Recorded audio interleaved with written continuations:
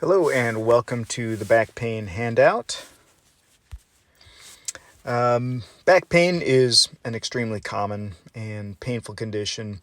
One of the most common reasons we go to the doctor every year. So hopefully this presentation will give you some helpful information and can help you to feel better while you are treating your back at home. First of all, the old advice was to get some rest, bed rest. You don't want to do that for more than a day or so because your muscles can stiffen up and lead to a whole different kind of pain. So try to stay as active as your pain allows. In most cases, you're not causing any damage.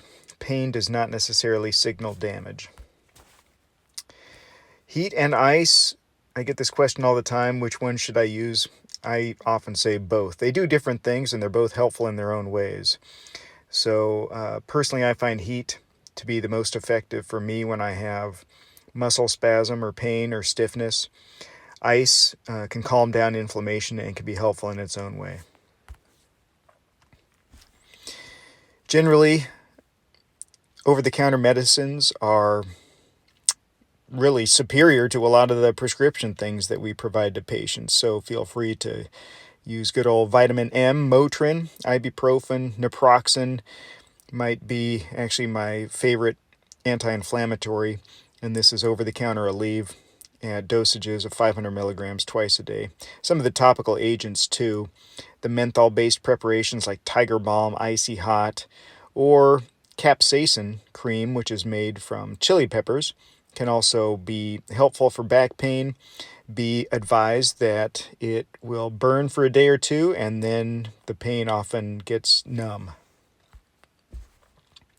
For those interested in more alternative therapies, there's a lot of research going into cannabis as a treatment for pain, specifically back pain or other joint pain.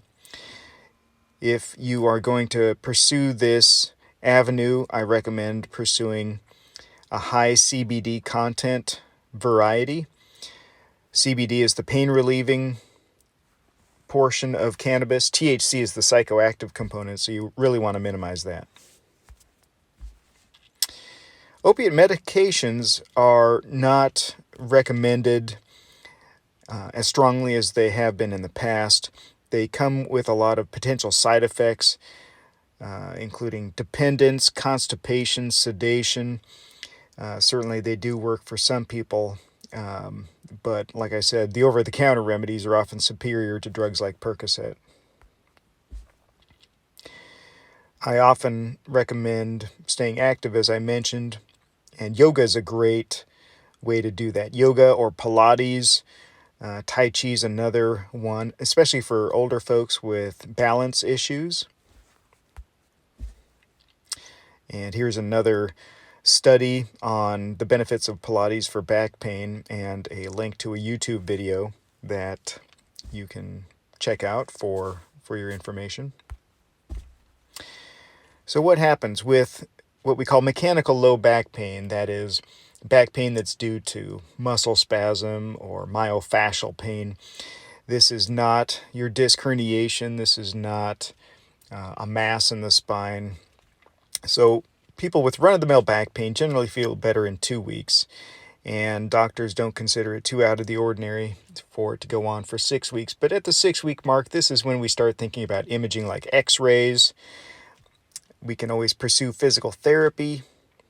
I often initiate a physical therapy at the first visit, just knowing that there will be lag time before you can actually have that initial consultation. But pay attention to warning signs or red flags that there may be something more serious going on. These may include some loss of motor function manifesting as weakness in the legs, tripping over your own toes, loss of control of your bowel or bladder, numbness in the bicycle seat area between the anus and genitals. So if you have any of these red flags, then seek immediate medical attention.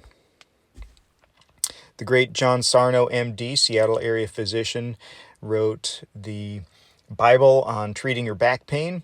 It's called Healing Back Pain, and it has helped many people to treat their back pain, even chronic back pain, and even avoid surgery.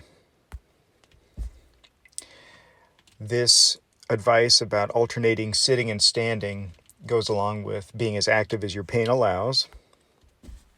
And that concludes the